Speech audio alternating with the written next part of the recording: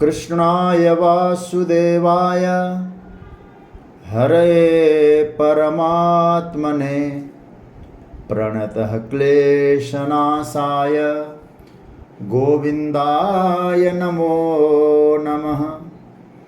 नमः परमहंसास्वादित चरणकमलचिन्मकरन्दाय भक्तजनमानसनिवासाय श्रीरामचन्द्राय। वागीशायस्य वदने लक्ष्मीर्यस्य च वक्षसि यस्यास्ते हृदये संवित् तं नृसिंहमहं भजे। गुरुर्ब्रह्मा गुरुर्विष्णुर्गुरुर्देवो महेश्वरः गुरुस्साक्षात् परब्रह्म तस्मै श्री गुरवे नमः। भगवत चरण कमलानुरागी सभी आत्मीय प्रिय प्रभु प्रेमीजन, हमारे स्वाध्याय परिवार के समादरणीय सभी स्नेहीजन, विज्ञान का सदुपयोग करते हुए समय निकालकर नवरात्र के इस पावन अवसर पर भगवत चिंतन मनन की यात्रा में सम्मिलित सभी स्नेहीजनों को मैं प्रणाम करता हूँ, वंदन करता हूँ। भगवान की मंगलमय कृपा से अब हम लोग श्रीमद् भगवत गीता की यात्रा का एक तरह से देखा जाए अंतिम बिंदु पर पहुँचने जा रहे हैं। अंतिम अध्याय का हम लोग चिंतन और मनन करने जा रहे हैं। जैसा कि हम सब इस बात से को जानते हैं कि श्रीमद् भगवत गीता का जो 18वां अध्याय है, इस 18वें अध्याय का महत्व इसीलिए भी है कि जैसे रामचरितमानस का जब उत्तरकांड प्रारंभ होता है तो हमारे महापुरुष लोग कहते हैं मानस में आए हुए सभी बिंदुओं पर, सभी प्रश्नों पर, सभी संशयों पर उत्तरकांड में उसका समाधान दिया गया है, उसका उत्तर दिया गया है।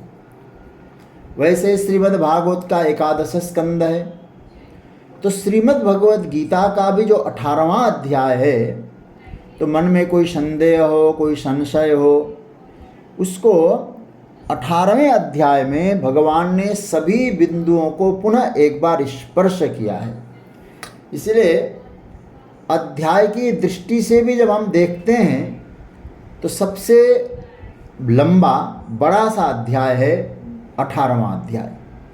इसलिए हम लोगों ने एक परंपरा बना रखी है कि जब हम लोग कोई नए अध्याय का प्रारंभ करते हैं तो एक बार उसका पाठ करते हैं, जिससे कि श्रुतम हरति पापानि, श्रवण करने मात्र से पाप की निवृत्ति, अथवा यूँ कहा जाए कि एक उसके जो संस्कार है वो हृदयस्थ हो जाते हैं, हृदय में बस जाते हैं। इसलिए इस एक बार 18वें अध्याय का हम लोग सब मिल करके पाठ करें। संभव है थोड़ा समय लग जाएगा, लेकिन एक बार पाठ करके फिर ही हम इसको फिर धीरे धीरे इसकी यात्रा करेंगे। तो आप जिनके पास पुस्तक है वो पुस्तक खोलें, और जिनके पास पुस्तक नहीं है और स्वाध्याय परिवार से जुड़े हैं तो उनके लिए तो हमारे आदरणीय श्री पोद्दार जी ने सबके लिए वो भेज दिया है 18वां अध्याय। इसीलिए आप उस 18वें अध्याय पर पहले पाठ करते हैं, फिर उसके बाद कुछ, आज तो मुझे लगता है केवल भूमिका ही बनेगी, फिर भी पहले पाठ करें। ओम श्री परमात्मने नमः। अथ 18ोऽध्याय। अर्जुन उवाच सन्न्यासस्य महाबाहो तत्त्वमिच्छामि वेदितुं त्यागस्य च ऋषिकेश पृथक् केसि निषूदन। श्रीभगवानुवाच काम्यानां कर्मणां न्यासं सन्न्यासं कवयो विदुः सर्वकर्मफलत्यागं प्राहुस्त्यागं विचक्षणाः त्याज्यं दोषवदित्येके कर्म प्राहुर्मनीषिणः यज्ञदानतपः कर्म न त्याज्यम् इति चापरे निश्चयं शृणु मे तत्र त्यागे भरतसत्तम त्यागो हि पुरुषः व्याघ्र त्रिविधः सम्प्रकृतितः यज्ञदानतपः कर्म न त्याज्यं कार्यमेव तत् यज्ञो दानं तपश्चैव पावनानि मनीषिणाम् एतान्यपि तु कर्माणि संगं त्यक्त्वा फलानि च कर्तव्यानीति मे पार्थ निश्चितं मतमुत्तमं नियतस्य च संन्यासः कर्मणो नोपपद्यते मोहात् तस्य परित्यागः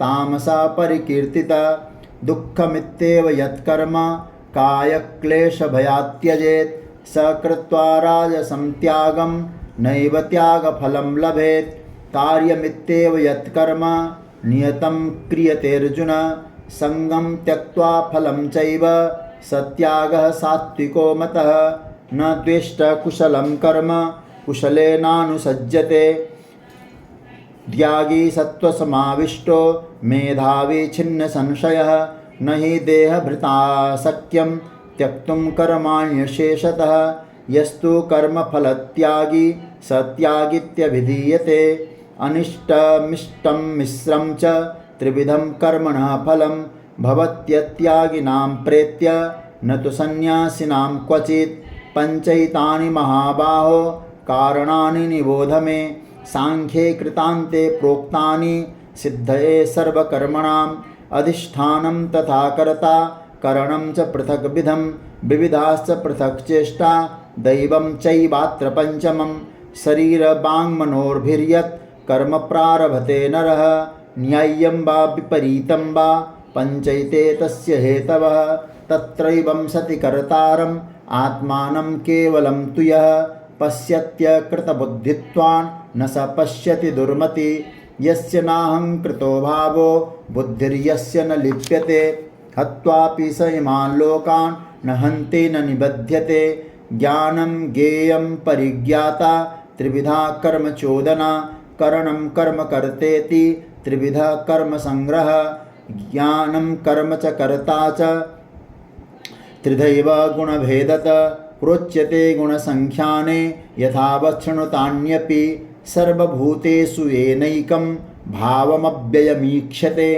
अविभक्तं विभक्तेषु तज्ज्ञानं विद्धि सात्विकं पृथक्त्वेन च यद्ज्ञानं नानाभावान् पृथग्विधान् वेत्ति सर्वेषु भूतेषु तज्ज्ञानं विद्धि राजसं यत्तु कृष्णपदे कस्मिन् कार्ये सक्तमहैतुकम् अतत्त्वार्थबदल्पं च तत्तामसमुदाहृतं नियतं सङ्गरहितम् अरागद्वेषतः कृतम् अफुलप्रेप्सुना कर्म यत्तत् सात्विकमुच्यते यत्तु कामेप्सुना कर्म साहङ्कारेण वा पुनः क्रियते बहुलायासं तद्राजसमुदाहृतम् अनुबन्धं क्षयं हिंसाम् अनवेक्षं च पौरुषं मोहादारभ्यते कर्म यत्तत्तामसमुच्यते मुक्तसङ्गो नहम्बादि धृत्युत्साहसमन्वितः सिद्धसिद्ध्यो निर्विकारः कर्ता सात्विक उच्यते रागी कर्मफलप्रेप्सुर्लुब्धो हिंसात्मको शुचिः हर्षशोकान्वितः कर्ता राजसः परिकीर्तितः अयुक्तः प्राकृतस्तब्ध शठो नैष्कृतिकोलसः विषादी दीर्घसूत्री च कर्ता तामस उच्यते बुद्धिर्भेदं धृतिश्चैव गुणतस्त्रिविधं शृणु प्रोच्यमानमशेषेण पृथक्त्वेन धनञ्जय प्रवृत्तिं च निवृत्तिं च कार्याकार्ये भयाभये बन्धं मोक्षं च या वेत्ति बुद्धिः सा पार्थ सात्विकी या धर्ममधर्मं च कार्यं चाकार्यमेव च अयथावत् प्रजानाति बुद्धिः सा पार्थ राजसी अधर्मं धर्ममीति या मन्यते तमसावृता सर्वार्थान् विपरीतांश्च बुद्धिः सा पार्थ तामसी धृत्या यया धारयते मनः प्राणेन्द्रियक्रिया योगेनाव्यभिचारिण्या धृतिः सा पार्थ सात्विकी या तो धर्मकामार्थान् धृत्या धारयते अर्जुन प्रसंगेन फलाकांक्षी धृतिसा पार्थ राजसी या स्वप्नं भयं शोकं विषादं मदमेव च न विमुञ्चति दुर्मेधा धृतिसा पार्थ तामसी सुखं त्विदानीं त्रिविधं शृणु मे भरतर्षभ अभ्यासाद्रमते यत्र दुःखान्तं न निगच्छति यत्तदग्रे विषमिव परिणामे मृतोपमं तत्सुखं सात्विकं प्रोक्तम् आत्मबुद्धिप्रसादजं विषयेन्द्रियसंयोगात् यत्तदग्रे मृतोपमं परिणामे विषमिव तत्सुखं राजसं स्मृतं यदग्रे चानुबन्धे च सुखं मोहनमात्मन निद्रालस्य प्रमादोत्थं तत्तामसमुदाहृतं न तदस्ति पृथिव्यां वा दिवि देवेषु वा पुनः सत्त्वं प्रकृतिजैर्मुक्तं यदि स्यात् त्रिभिर्गुणैः ब्राह्मणक्षत्रियविषां शूद्राणां च परन्तप कर्माणि प्रविभक्तानि स्वभावप्रभवैर्गुणैः समो दमस्तपः शौचं क्षान्तिरार्जवमेव च ज्ञानं विज्ञानमास्तिक्यं ब्रह्मकर्म स्वभावजं शौर्यं तेजो धृतिर्दाक्ष्यं युद्धे चाप्यपलायनं दानमीश्वरभावश्च क्षात्रं कर्म स्वभावजं कृषिगौरक्षवाणिज्यं वैश्यकर्म स्वभावजं परिचर्यात्मकं कर्म शूद्रस्यापि स्वभावजं स्वे स्वे कर्मण्यभिरतः संसिद्धिं लभते नरः स्वकर्मनिरतः सिद्धिं यथा विन्दति तच्छृणु यतः प्रवृत्तिर्भूतानां येन सर्वमिदं ततं स्वकर्मणा तमभ्यर्च्य सिद्धिं विन्दति मानवः श्रेयान् स्वधर्मो विगुणः परधर्मात् स्वनुष्ठितात् स्वभावनियतं कुर्कर्म कुर्वन्नाप्नोति किल्बिषं सहजं कर्म कौन्तेय सदोषमपि न त्यजेत् सर्वारम्भा हि दोषेण धूमेनाग्निरिवावृताः असक्तबुद्धि सर्वत्र जितात्मा विगतस्पृहः नैष्कर्म्यसिद्धिं परमां सन्न्यासेनाधिगच्छति सिद्धिं प्राप्तो यथा ब्रह्म तथाप्नोति निबोध मे समासेनैव कौन्तेय निष्ठा ज्ञानस्य या परा बुद्ध्या विशुद्धया युक्तो धृत्यात्मानं नियम्य च शब्दादीन् विषयान् त्यक्त्वा रागद्वेषोऽभ्युदस्य च विविक्तसेवि लघुवासी यतवाक्कायमानस ध्यानयोगपरो नित्यं वैराग्यं समुपाश्रितः अहंकारं बलं दर्पं कामं क्रोधं परिग्रहं विमुच्य निर्ममः शान्तो ब्रह्मभूयाय कल्पते ब्रह्मभूतः प्रसन्नात्मा न शोचति न काङ्क्षति समः सर्वेषु भूतेषु मद्भक्तिं लभते परां भक्त्या माम् अभिजानाति यावान्यश्चास्मि तत्त्वतः ततो मां तत्त्वतो ज्ञात्वा विशते तदनन्तरं सर्वकर्माण्यपि सदा कुर्वाणो मद्व्यपाश्रयः मत्प्रसादादवाप्नोति शाश्वतं पदमव्ययं चेतसा सर्वदुर्कर्माणि मयि सन्न्यस्य मत्परः बुद्धियोगमुपाश्रित्य मच्चित्तः सततं भव मच्चित्तः सर्वदुर्गाणि मत्प्रसादात् तरिष्यति अथ चेत्त्वमहङ्कारान् न श्रोष्यसि विनङ्क्ष्यसि यदहङ्कारमाश्रित्य न योत्स्य इति मन्यसे मिथ्यैष व्यवसायस्ते प्रकृतिस्त्वां नियोक्ष्यति स्वभावजेन कौन्तेय निबद्धस्वेन कर्मणा कर्तुं नेच्छसि यन्मोहात् करिष्यस्य वशोऽपि तत् ईश्वरः सर्वभूतानां हृद्देशेऽर्जुन तिष्ठति भ्रामयन् सर्वभूतानि यन्त्रारूढानि मायया तमेव शरणं गच्छ सर्वभावेन भारत तत्प्रसादात् परां शान्तिं स्थानं प्राप्स्यसि शाश्वतम् इति ते ज्ञानमाख्यातं गुह्यात् गुह्यतरं मया विमृश्यैतदशेषेण यथेच्छसि तथा कुरु सर्वगुह्यतमं भूय शृणु मे परमं वचः इष्टोऽसि मे दृढमिति ततो वक्ष्यामि ते हितं मन्मना भव मद्भक्तो मद्याजी मां नमस्कुरु मामे वैश्य सत्यं ते प्रतिजाने प्रियोऽसि मे सर्वधर्मान् परित्यज्य मामेकं शरणं व्रज अहं त्वा सर्वपापेभ्यो मोक्षयिष्यामि मा शुचः इदं ते न तपस्काय न भक्ताय कदाचन न चासु श्रुषभे वाच्यं न च मां योऽभ्यसूयति य इमं परमं गुह्यं मद्भक्तेष्वभिधास्यति भक्तिं मयि परां कृत्वा मामे वैश्यत्य संशयः न च तस्मान् मनुष्येषु कश्चिन्मे प्रियकृत्तम भविता न च मे तस्मात् अन्यप्रियतरो भुवि अध्यस्यते च य इमं धर्म्यं संवादमावयोः ज्ञानयज्ञेन तेनाहम् इष्टस्यामिति मे मति श्रद्धावाननसूयश्च शृणुयात् अपि यो नरः सोऽपि मुक्तः शुभान् लोकान् प्राप्नुयात् पुण्यकर्मणां कच्चिद्येतश्रुतं पार्थ त्वयैकाग्रेण चेतसा कच्चिदज्ञानसम्मोहः प्रनष्टस्ते धनञ्जय। अर्जुन उवाच नष्टो मोहस्मृतिर्लब्धा त्वत्प्रसादान्मयाच्युत स्थितोऽस्मि गतसन्देहः करिष्ये वचनं तव।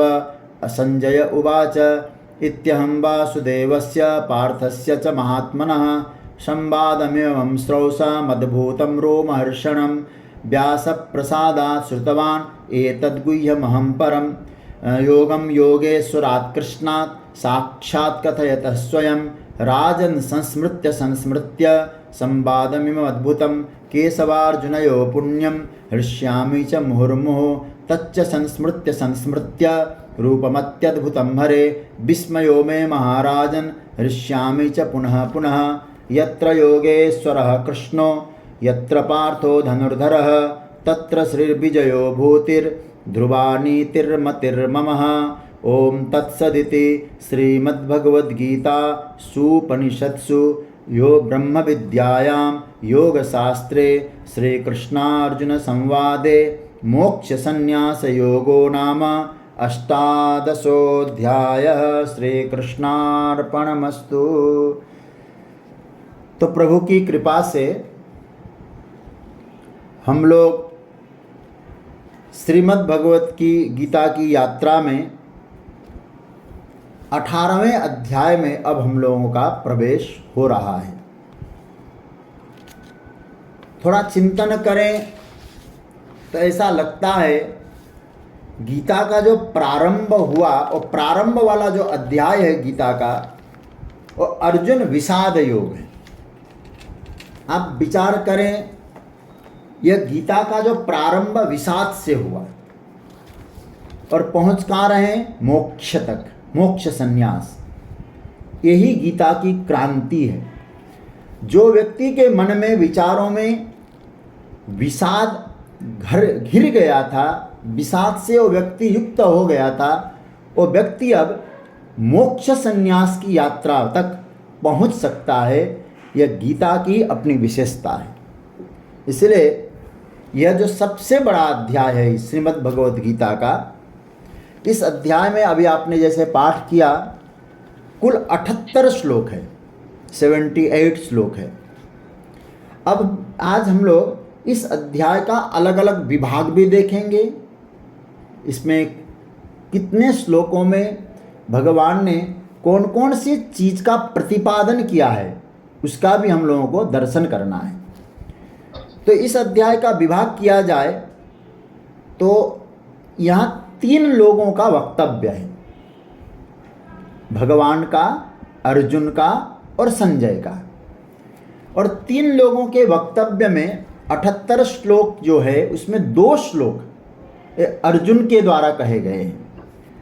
जो पहला जो श्लोक है वो अर्जुन ने गाया है और फिर 73वां श्लोक अभी हम देखेंगे इसको। तो 2 श्लोक अर्जुन के हैं, 5 श्लोक संजय ने गाया है, संजय ने बताया, बोले हैं, और 71 श्लोक ये भगवान का प्रवचन है। तो पहला जो श्लोक है अर्जुन ने प्रश्न किया और 73वें श्लोक में अर्जुन ने बोला, और 74 से लेकर 78 श्लोक ये 5 ये संजय के हैं। अब दूसरे श्लोक से लेकर के 72वें श्लोक तक ये भगवान के हैं।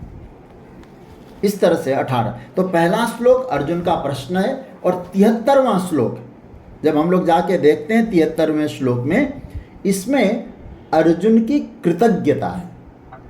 नष्टो मोह स्मृतिर्लब्धा त्वत्प्रसादान मयाच्युतः। जैसे हम लोग किसी को कहते हैं ना, हमारे ऊपर किसने उपकार किया है, हम उसके लिए जैसे थैंकफुल होते हैं, उसको धन्यवाद देते हैं, तो अर्जुन ने यहाँ 73वें श्लोक में अपनी कृतज्ञता व्यक्त की है। अपनी जो स्थिति है, स्थितोस्मि गत संदेह करिष्ये वचनम तव, अपनी स्थिति को भगवान के सामने समर्पित किया है। और इस श्लोक के बाद आप देखेंगे न भगवान बोले हैं न अर्जुन बोले हैं।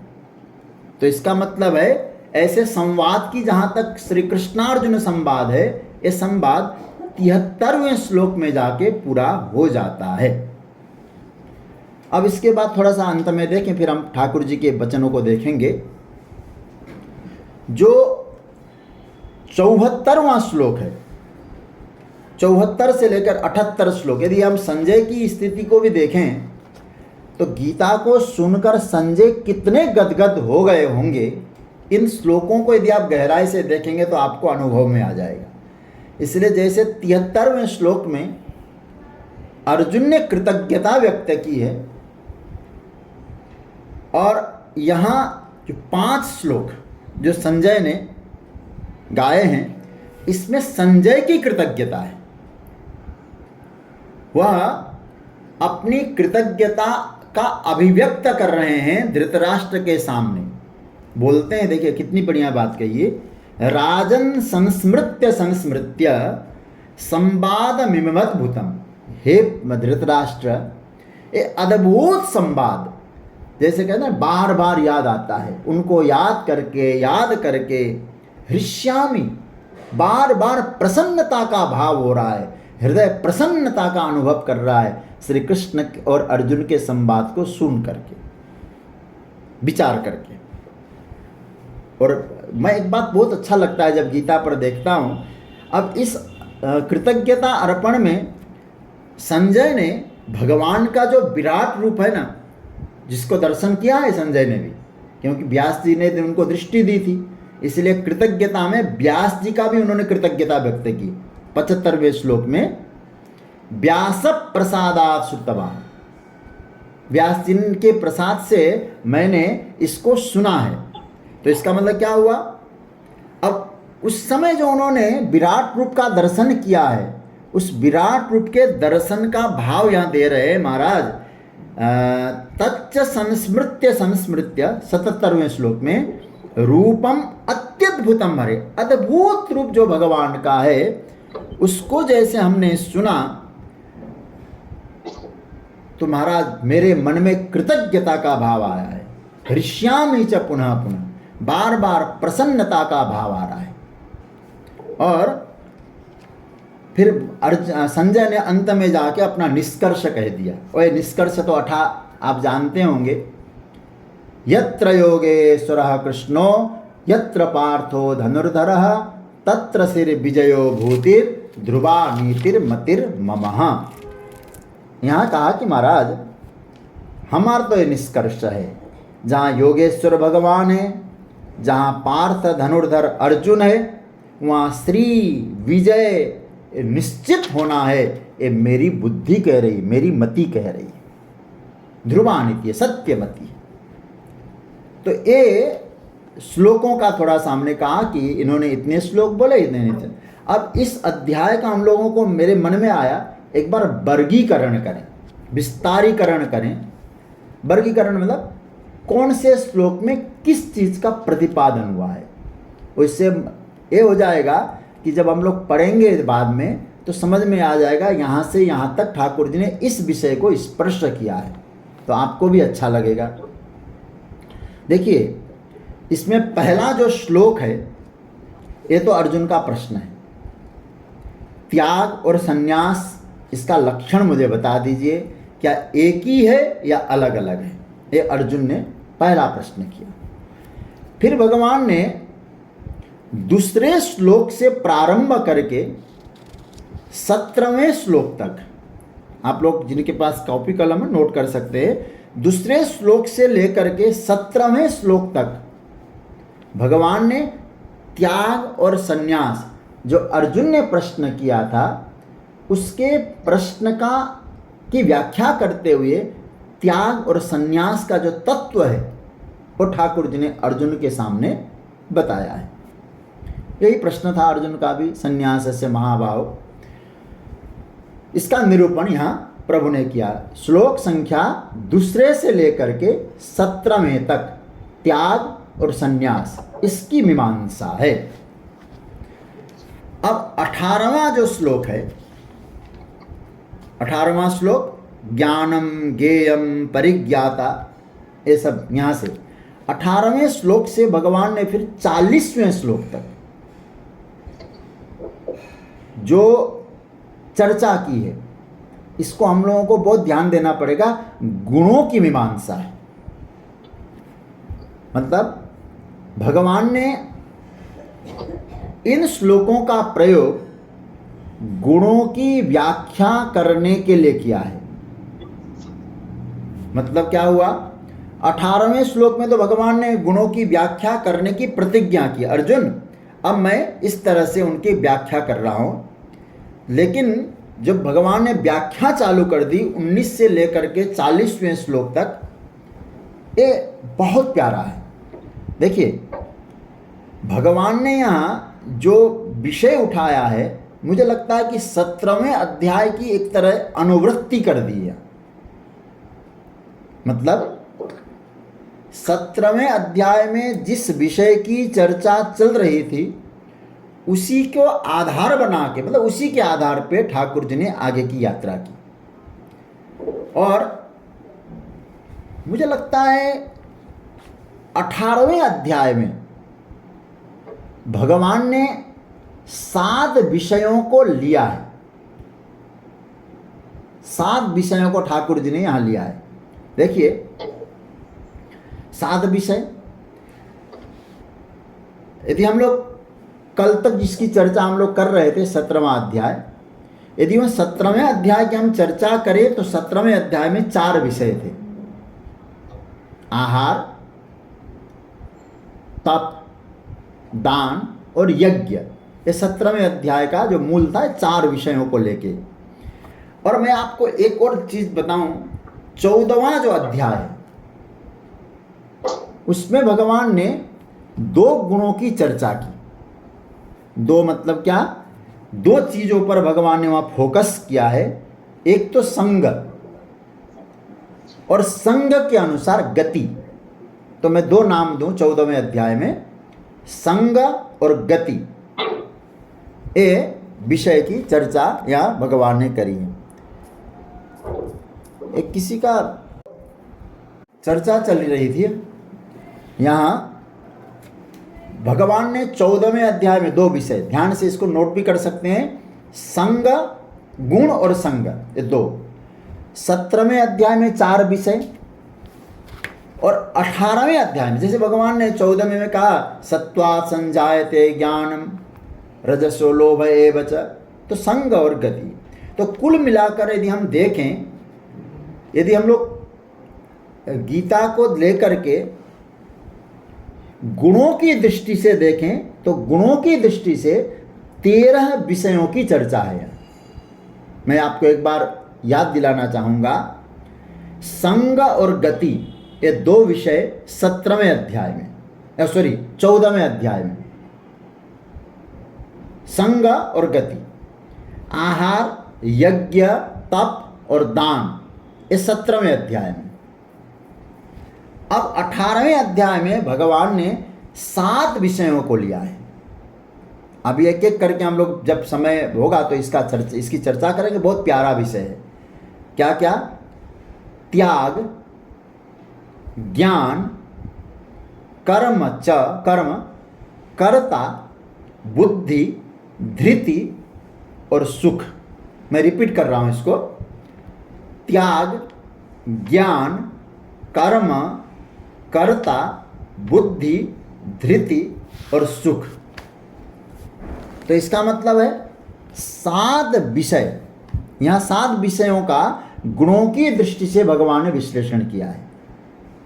4 विषयों का विश्लेषण भगवान ने 17वें अध्याय में, 2 विषयों का विश्लेषण भगवान ने 14वें अध्याय में। तो इन विषयों का जो विश्लेषण भगवान ने किया 40वें श्लोक तक यहाँ किया। इसलिए आप 14वें और 17वें श्लोक का भी यदि मन में संग और गति के विषय में, आहार, यज्ञ, तप, दान के विषय में थोड़ा बहुत भी कुछ कंफ्यूज हो ना, तो भगवान के इस तरह से हम लोग देखेंगे 18वें अध्याय में भगवान ने 18वें से लेकर के 40वें मंत्र तक इसका बहुत सुंदर विश्लेषण किया है। 13 विषय लेकर के भगवान ने वहाँ प्रतिपादन किया विषय का। इस 40वें श्लोक तक की मैंने बात कही। अब थोड़ा सा आगे बढ़े, 41वें श्लोक से लेकर के 45वें श्लोक तक, 41 से लेकर के 45, इसमें भगवान ने 41 में क्या कहा? ब्राह्मण क्षत्रिय विषाम शूद्राणाम च परंतपः कर्माणि प्रभिभक्तानि स्वभाव प्रभवैर्गुण। मतलब वर्ण व्यवस्था की भगवान ने चर्चा की। यहाँ पहले तो भगवान ने जब वर्ण की बात कही तो भगवान ने कहा उनके स्वभाव और गुणों के आधार पर ये व्यवस्था है, तदनुसार उनके जो सहज कर्म हैं उन पर भगवान ने यहाँ टिप्पणी की है, चर्चा की है। तो ये 45वें श्लोक का ऊपर की अर्धाली तक। अब 45वें श्लोक से का जो ऊपर नीचे वाला पार्ट है, गीता आपके हाथ में होगा, स्वकर्म निरतः सिद्धिम यथा बिंदति तत्शृणु। भगवान 45वें श्लोक के नीचे वाले भाग में क्या कहते हैं? कर्म के द्वारा सिद्धि क्या होती है, जिसको कर्मजा सिद्धि बोलते हैं, जिसको कर्मणा सिद्धि बोलते हैं, और प्रभु ने यह बताने की बड़ी भारी कृपा की हम सबको। कर्म द्वारा प्राप्त होने वाली सिद्धि क्या है? हम जो हमें कर्म मिला है, वो चाहे वेद पाठ का कर्म हो, व्यापार का कर्म हो, युद्ध का कर्म हो, सेवा का कर्म हो, जो भी कर्म हमको मिला है उस कर्म से सिद्धि क्या होती है, सफलता क्या चीज होती है, हमको हमारे संकल्प की सिद्धि कैसे होती है, ये ठाकुर जी ने कर्म के द्वारा सिद्धि की बात प्रभु ने कही है। तो ये जो है इसको हम कहेंगे कर्मजा सिद्धि। इसका विषय ठाकुर जी ने लिया 45 से 45वां जो श्लोक है उसके नीचे की पंक्ति से लेकर के फिर भगवान ने आगे 49वें श्लोक तक 49 उसका ऊपर वाला पार्ट तक एक कर्म के द्वारा सिद्धि क्या होती है बताया। लेकिन याद रखना, इसमें कर्म की सिद्धि की बात तो कही, लेकिन भगवान ने एक और चीज की सिद्धि की बात कही, वो है संन्यास के द्वारा सिद्धि। कर्म के द्वारा सिद्धि वाली बात आ गई इन श्लोकों में। अब यहां भगवान ने इसका प्रयोग किया है, कौन सा? 49वें श्लोक से नीचे की पंक्ति से लेकर के यहां भगवान ने कर्म की सिद्धि, संन्यास से सिद्धि, मतलब 55वें श्लोक तक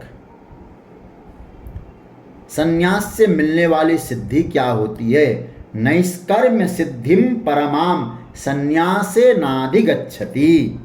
और देखिए 55 में जाकर भगवान ने क्या बढ़िया बात कही, भक्त्या माम अभिजानाति यावान्यश्चास्मि तत्त्वतः ततो माम तत्त्वतो ज्ञात्वा विशते तदनंतरम।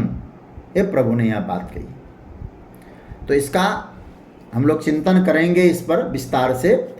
तो संन्यास के द्वारा जिसको सिद्धि कहा गया है, क्योंकि अर्जुन का प्रश्न था संन्यास किसको, तो संन्यास से भी सिद्धि मिलती है। और मुझे लगता है ये जो 50 से लेकर के 55 तक का जो मामला है, ये तो बहुत ही सुंदर प्रकरण आएगा। हम लोग इसकी चर्चा करेंगे।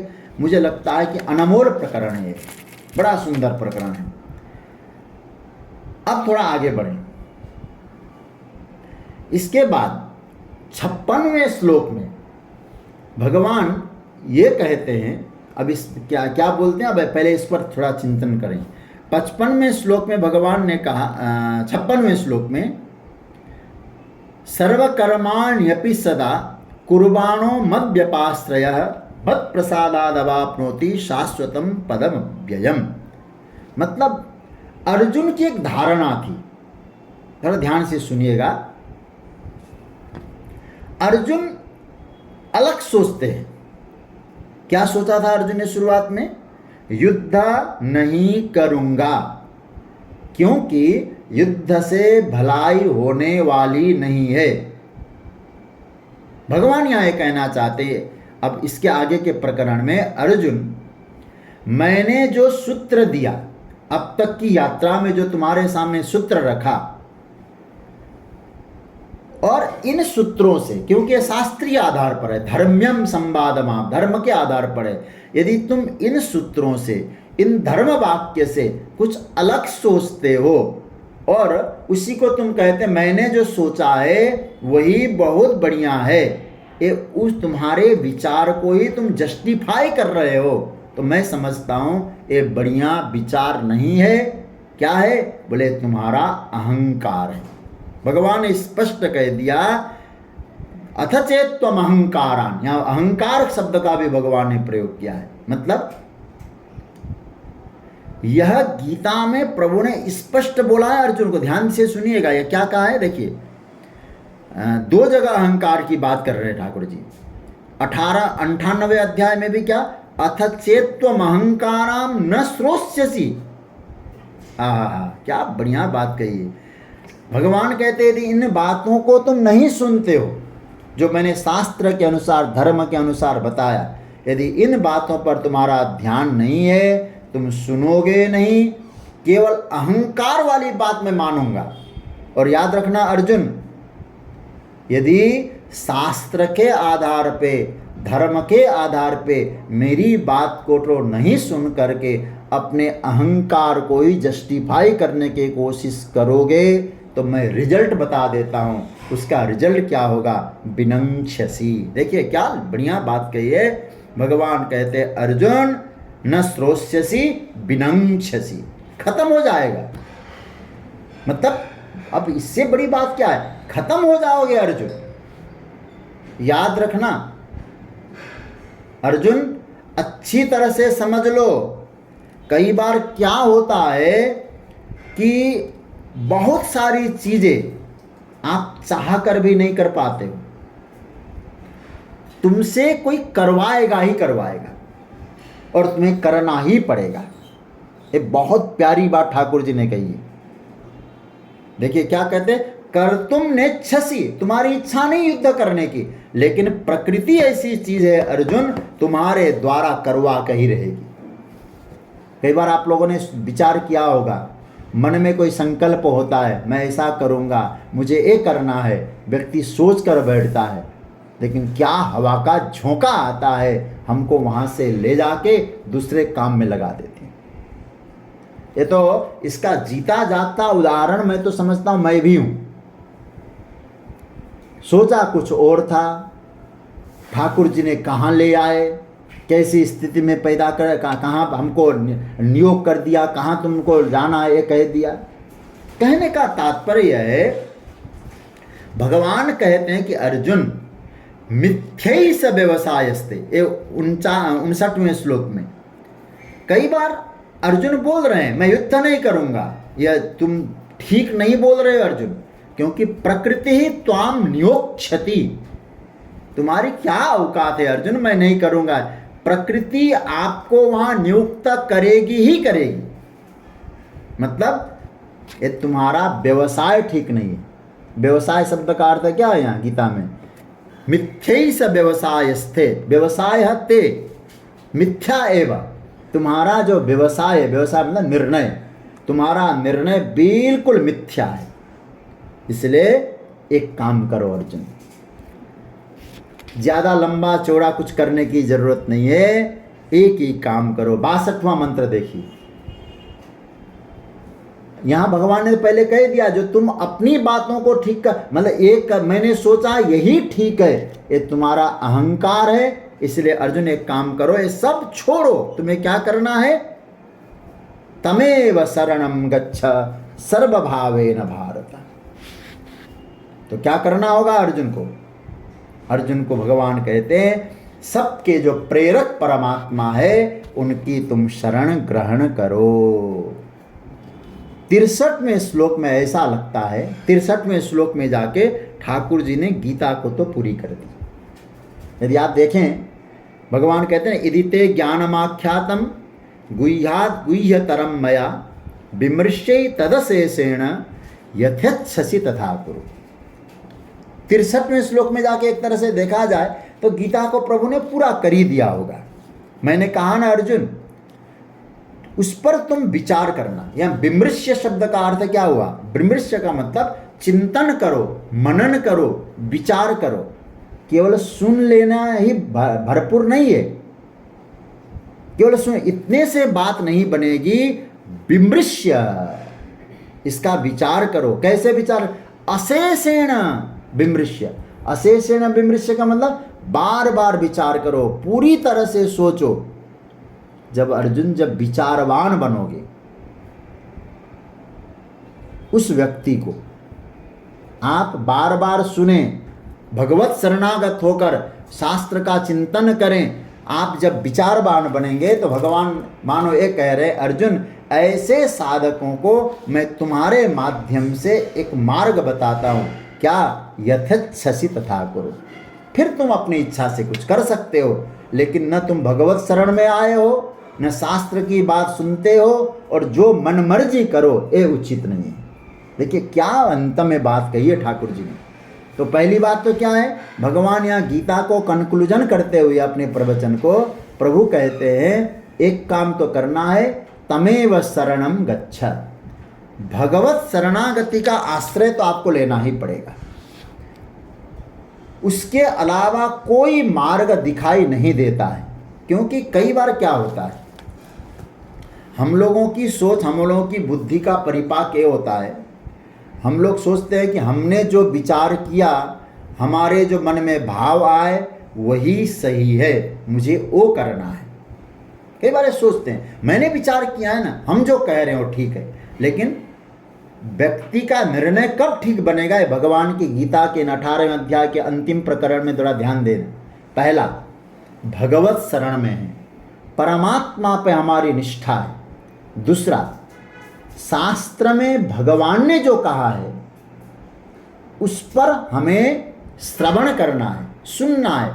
इसलिए शास्त्र सुचिंतित पुनि पुनि देखिए, बार बार चिंतन करें, अच्छी तरह से चिंतन करें, उससे जो निष्कर्ष निकाला जाए फिर हम लोग यथेच्छसि तथा कुरु तब बोल सकते हैं।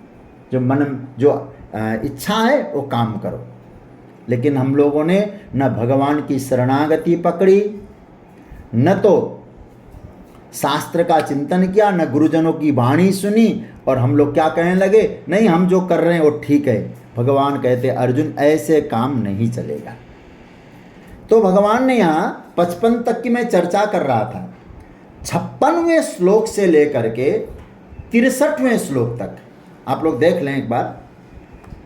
56वें श्लोक से लेकर के 63वें श्लोक तक अभी जो मैंने जो चर्चा की, भगवान ने उपदेश से कुछ अलग बात कही है। 56 से लेकर 63 तक, मतलब जो सोचना है, जो करना है, उस पर भगवान की बहुत सुंदर टिप्पणी है। जो गीता में उपदेश दिया गया, शास्त्र में जो कहा गया, उससे अलग यदि कोई सोचता है, भगवान कहते अर्जुन वो ठीक नहीं है, और बिल्कुल ठीक नहीं है। क्योंकि गीता में जो कहा गया वो सही कहा गया है। अब इसलिए भगवान बार विशेष रूप से मुझे लगता है ये कहते हैं तमेव शरणम गच्छ, भगवत शरण में जाओ। क्योंकि सबके शरण ग्रहण करने के लिए परमात्मा ही है, हमको भगवान का ही शरण ग्रहण करना पड़ेगा। अब हम लोग कितने तक हो गए? 63 तक। 56 से 63 तक की बात है। मतलब यहाँ उपदेश से कोई अलग चीज ठाकुर जी ने बताई है। मतलब सीधी सी बात कहूँ, जो सत्य है, और गीता को मैं क्या कह रहा हूँ, जब मैं गीता पढ़ता था पूज्य आचार्य चरण के चरणों में बैठ करके, वो एक बहुत प्यारी बात की टिप्पणी करते थे। बोले गीता को तुम क्यों सही मानते हो? तो हम लोग कब बोलते थे, महाराज जी गीता इसीलिए सही है क्योंकि भगवान ने कहा है। तो उन्होंने एक बात कही, बुद्ध ने भी तो कुछ कहा है दर्शन में, लेकिन बुद्ध के दर्शन को हम लोग क्यों स्वीकार नहीं करते? तो यदि भगवान ने कहा तब सत्य मानते तो जैन दर्शन को सत्य मानना पड़ता हमारे दृष्टि से, सनातन परंपरा के आधार पर। तब वो कहते थे नहीं, गीता इसलिए सत्य है, भगवान ने कहा इसलिए सत्य मत मानो, इसमें जो कहा गया है वो सही कहा गया है, गलत बोला ही नहीं गया है। अब हमको उन बातों को यदि समझ में ना आए जो कहा गया है और हम गलत टिप्पणी करें तो ये तो ठीक नहीं है। किंतु गीता में कहा ही गया है सत्य, ये महत्वपूर्ण बात है। इसलिए भगवान यहाँ कहना चाहते हैं कि जो कहा गया है अर्जुन, उसको तुम्हें समझना पड़ेगा और समझने के लिए एकमात्र भगवान की शरण ग्रहण करनी पड़ेगी।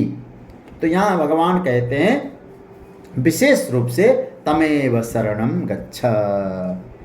और 64वें मंत्र में 63 की बात आ गई। यहाँ 64वें मंत्र में भगवान अब कहते हैं अर्जुन मैं तुम्हारे सामने विशेष बात कहने जा रहा हूँ। अब ये तो मैं चाहूँगा आप लोग बहुत ध्यान से इन मंत्रों को देखिए। चलो ठीक है, 63 तक की बात तो हम लोगों ने देख ली। अब 64वें मंत्र में भगवान कहना चाहते अर्जुन मैं आज तुम्हारे सामने एक विशेष बात रखने जा रहा हूँ। अर्जुन ने पूछा महाराज मेरे सामने क्यों रखना चाहते हैं? भगवान ने बहुत, अर्जुन को उस समय कितना आनंद आया होगा जब ठाकुर जी ने क्या कह दिया, इष्टोसी, तुम मेरे बहुत प्रिय हो, तुम मेरे इष्ट हो। इष्ट मतलब पसंद, तुम मेरे बहुत पसंद के व्यक्ति हो, तुम मेरे बहुत प्रिय हो। और जो प्रिय होता है ना उसके सामने कोई विशेष बात कही जाती है। तो अर्जुन ने कहा महाराज आप बता दीजिए ना, मुझे आप प्रिय मानते हैं तो विशेष कौन सी बात कहने जा रहे हैं? तो आपको बताऊं 65वां और 66वां मैं तो कहूँगा इन दोनों मंत्रों को जरूर याद करिएगा। ये याद करने लायक मंत्र है। एक एक मंत्र में कितना सार भर दिया है भगवान ने। अर्जुन अब मैं तो कहूँगा ये स्वर्ण उपदेश है। इससे श्रेष्ठ गीता का शुरुआत से लेकर अंतिम तक ये जो सार तत्व, क्योंकि उसके बाद भगवान तो इसको कंक्लूजन करेंगे। तो कौन कौन से मंत्र में पाठ भी कर सुना दूं। और मैं कहूँगा कि आप लोग इन दोनों मंत्रों को याद करिए, और याद हो जाए तो मैं तो चाहूँगा आप लोग यदि याद हो जाए तो मुझे सुना के आप ऑडियो भेज देंगे तो और अच्छा लगेगा मुझे। आप लोगों ने याद तो किया है। कौन कौन सा है? 64वां और 65वां। 64 में तो प्रतिज्ञा की, 65 और 66।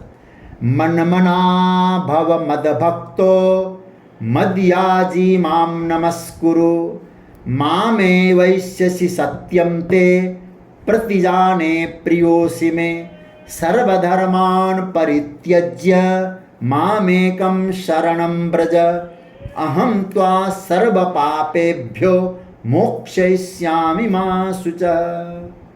ये तो है गीता का, जिसको कहा जाए ना यदि गीता दूध है तो ये 2 श्लोक नवनीत है।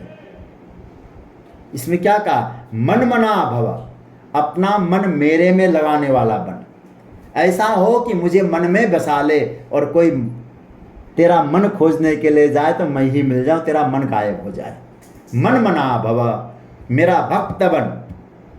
मद्याजी बन, मेरे लिए यज्ञ करने वाला बन, मेरे लिए नमस्कार करने वाला बन, फिर मुझे ही प्राप्त होगा, मुझ में ही तू समाएगा। और सर्वधर्मान परित्यज्य मामेकम शरणम व्रज, सारे धर्मों को जो तूने मान रखा है, मैंने ऐसा सोचा ये होना चाहिए, मैं ये हूँ, सब छोड़ दे। अर्जुन एक काम कर, माम एकम शरणम व्रज, एकमात्र मेरी शरण में आ। क्या करेंगे? अहम त्वा सर्व पापेभ्यो, हे अर्जुन मैं तुमको संपूर्ण पापों से मुक्त कर दूंगा। मां शुचः, तुम्हें बिल्कुल शोक नहीं करना है। भगवत शरण में जाने से, एकमात्र भगवान की शरण में जाने से पापेभ्यो मोक्षयिष्यामि। अब इतनी बड़ी बात जो ठाकुर जी ने कही, अब हम लोग भगवान को कितना मानते हैं, अच्छी बात है माने, लेकिन भगवान की इतनी सी बात मान लें, क्या उनको मान लें अपना, और उनके चरण शरण का आश्रय लें। भगवान कहते हैं अब पाप से तो मैं तुमको मुक्त कर दूंगा, ये मेरी गारंटी है, अब शोक करना नहीं चाहिए। भगवान ने सुग्रीव को भी तो यही कहा ना, राम जी ने, सखा सोच त्याग हु बल मोरे, सब विधि घटब काज मैं तोरे। सारे शोक त्याग दे, चिंता छोड़ दे, मेरे शरण में हो तो मुझे पकड़ लो, मैं तुम्हारा हूं।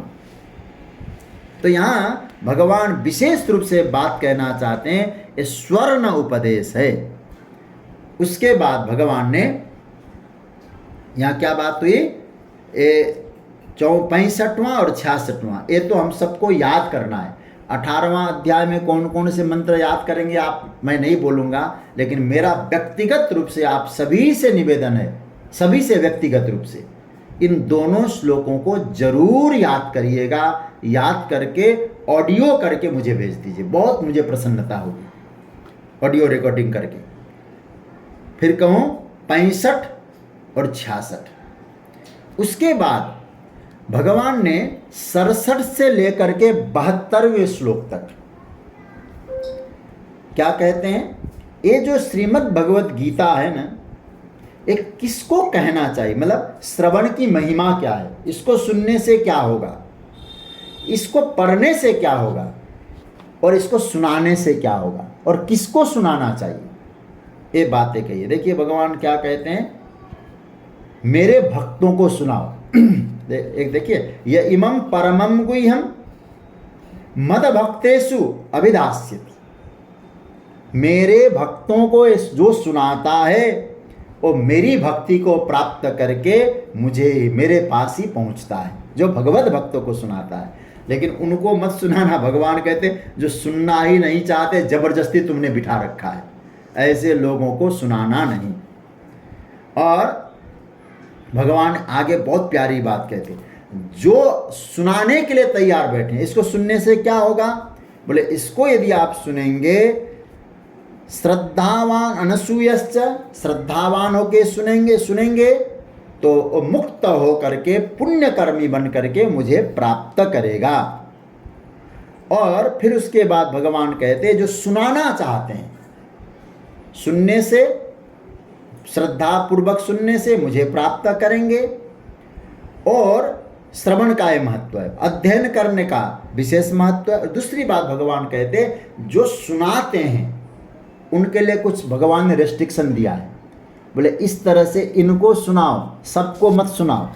किन किन को सुनाना है, जो असूया नहीं रखते, दूसरे पर हर बात पे दोषारोपण नहीं करते, दोष नहीं देखते, इस ऐसे लोगों को सुनाना, जिनका मेरे प्रति श्रद्धा, ऐसे लोगों को ये आप अवश्य सुनाइएगा, ये भगवान कहते हैं।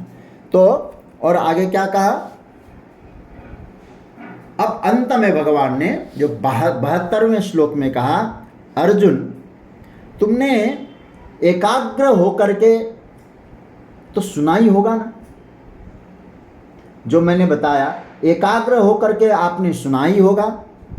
अच्छा अर्जुन, कच्चित अज्ञान सम्मोह प्रनष्टस्ते, कुछ अज्ञान समूह का नाश भी हुआ है।